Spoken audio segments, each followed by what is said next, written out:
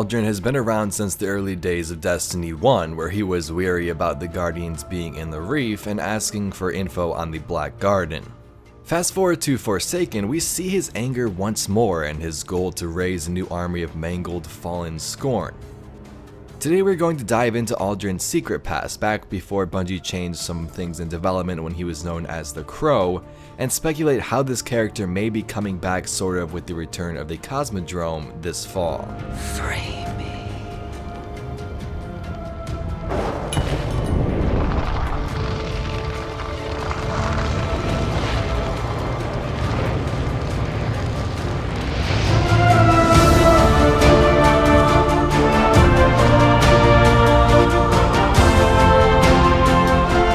So let's first begin with who Uldren was and how he was created, or how he became Uldren in the first place, the Awoken. Both Uldren and Mara were originally humans, if you didn't know that already, and were stationed on board a colony ship called the Yang Liwei, and their names were Uldren and Mara. One day, the Traveler, or better yet, the Light and the Dark, collided in a battle outside of their starship. This was the beginning of the collapse, when the darkness was engulfing the system and the light was slowly diminished. This singularity outside of their windows sent all the passengers on board, I think it was like 200 or something like that, to a pocket universe called the Distributary, and there the Awoken were born. In this new pocket dimension, Mara was the first to awake, eventually becoming the queen after many incidents with other Awoken, and Uldren changed his name to Uldren. So I made videos on this before, but a lot happened here. But eventually, Mara did learn of humanity back on Earth and wanted to leave this place of beauty and try and save what remained of her former friends. Doing so, she and her brother Uldren set back into the solar system and set up shop at the Reef. Here, after many brief battles with the Fallen, this place was now their home. Around this time, Uldren found Riven as a little baby Ahamkara and gifted it to Mara. He would sort of become her second in command, and things were just great in the Reef. They were hiding among these ships in the asteroids and the comets or whatever they're called, and it was the perfect spot to hide in plain sight. We then fast forward to Destiny 1, where our Guardian ventured across the solar system in search of answers of the Black Garden. This led us, of course, to the Reef, where we met Uldren, who had some pretty tough skin. And why would we do that? After cleansing the solar system of the Dark Heart and the darkness was supposedly pushed back, the Traveler was, reawakened or whatever, the Queen called on us once more, despite her brother not really liking our aid, back in the House of Wolves. During this expansion, the fallen House of Wolves, who were under control by the Queen, pretty much turned against her. They killed a bunch of her members, and now Skolas was calling himself the Kell of Kells and trying to reunite all of these fallen houses together. Now, Uldren didn't really have a big part to play in that expansion in terms of, the main story, I guess. There were some lore cards and things like that. But the next big thing happened in the Taken King opening cutscene when we thought he died.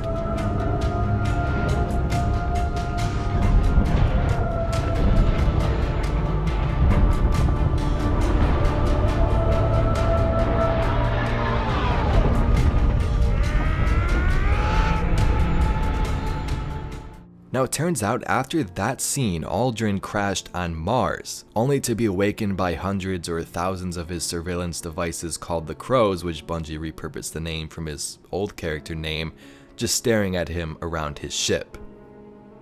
After some time, he was able to repair his ship and started ascending back into the atmosphere when he was shot down again near Athabasca, Mars, and crashed near a lost sector, which is what we see if we go to Mars in the Hellas Basin over there. It's a crashed ship that bears some fallen insignia.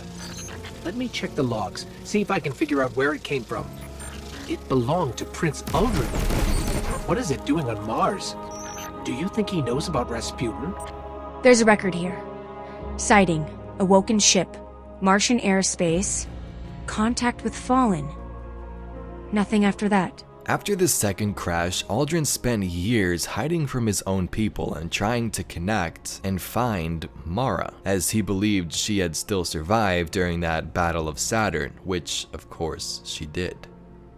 He eventually met with the House of Kings to propose the uniting of fallen houses under his control, and then went mad after he could no longer feel the connection to Mara. Slowly, the darkness began taking over his body. As we fast forward a bit, we can see this in Forsaken. Cade and Petra even noticed this craziness and put him in the Prison of Elders with his other fallen comrades, which eventually became the Scorn Barons. Now, of course, you don't need much explaining there. We know how that turned out. With the gates opened by Varix, everybody was pretty much freed. Uldren was set free with his Scorn. They killed Cade 6 and was killed by our Guardian after his Rampage. The line between light and dark is so very thin. Do you know which side you're on?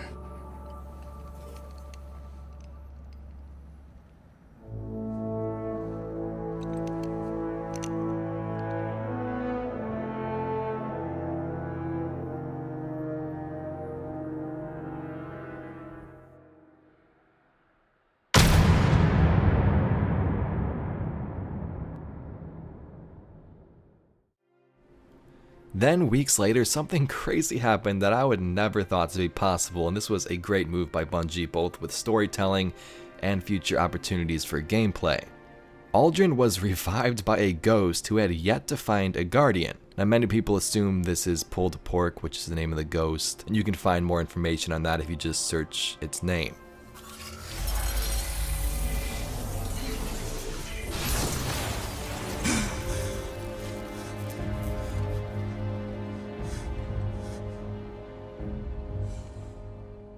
But this was so big because this meant that Uldren was back, yeah, but totally different than before, remembering nothing from his past life, and now was a guardian?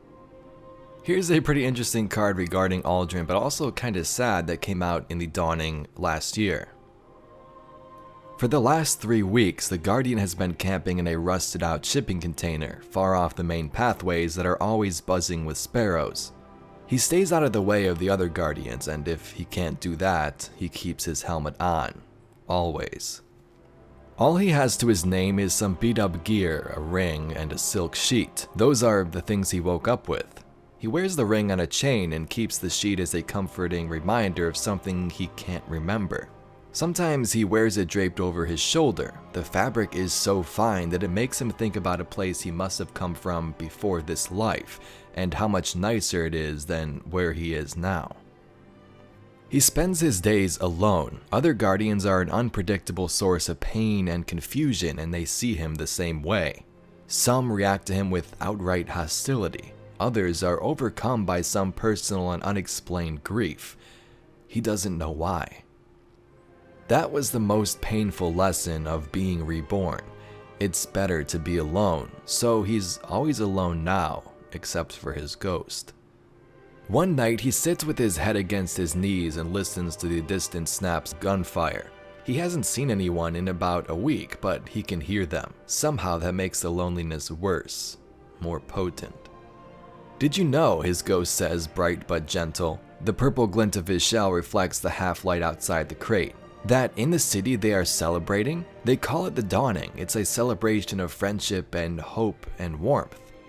The Guardian keeps his eyes closed and forces down his bitterness. The silence lingers between them, heavy and filled with unsaid things, until his ghost gently bumps his shoulder. To feel good, they say to each other, "Happy Dawning." Still, the Guardian says nothing, and his own silence makes him sick with himself.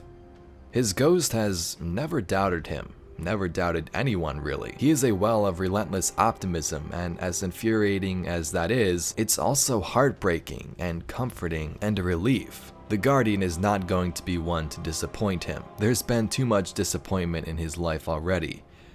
Happy Dawning, he says.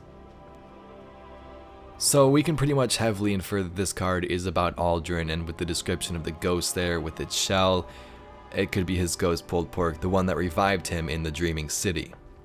So it's tough because the Guardians see Uldren and they're like, oh my god, it's that guy, we hate him, you know, but maybe they don't know that he's been revived as a Guardian and things are changed, or maybe they just see him and automatically think of his past, even if he is sort of, quote, a new person, right? So he's just stuck out here in this rusted shipping container, which may be in the Cosmodrome. We'll talk about that in a second here. And he's just sort of sad and depressed, and all he's been doing is hiding away from people. He doesn't want to see anybody. Now this next brings me up to the point of the Cosmodrome there. Now I didn't come up with this theory, I'm just presenting it to you once more from a different, platform I guess. But back in Bungie's original story, before they changed everything back in 2013 or 14, whenever they had that giant supercut that was changed because the higher ups didn't like it, Uldren was a character called the Crow, and he was much different than what we saw on the release of Destiny 1. In the early examples, we saw descriptions of missions called Help the Crow Loot the Academy Archive. We also saw this Crow character in early trailers for Destiny, and one of them happened to be in the Cosmodrome. Why is the city breathing down my neck? Why don't you put that down so we can talk? Out here in the wild, this is how we talk. So this is a very cool opportunity for Bungie to reintroduce the Crow in the Cosmodrome as it's returning this fall. Perhaps instead of just Uldren, he could be called the Crow once more. Maybe since they use that name with the spy devices, they'll just keep him with Uldren or give him his own Guardian name. We don't know because he doesn't know his name is Uldren when he was revived. Someone has to tell him that, right? So if he is hiding out in some rusted shipping container, which I could see being in the Cosmodrome, this could be a perfect opportunity to reintroduce him to our Guardian, and he could be a totally different character. I'm not sure if he would have the same attitude as in that trailer, as he's kind of hiding away from people. He seems more timid, but maybe that sort of anger is an effect of what he's currently feeling. With that line he said, the city breathing down his neck, which of course was for the old story, but if they did repurpose it, it would make sense. Maybe the city is sending out Guardians to try and find Uldren or try and see what's, spying on him, things like that. Who knows, but definitely a great opportunity. Anyway, Guardians, if you'd like to see some more videos just like this one, be sure to leave me some ideas down below, and I thank you very much for watching. My name's Evade, and I'll catch you Guardians in the next one.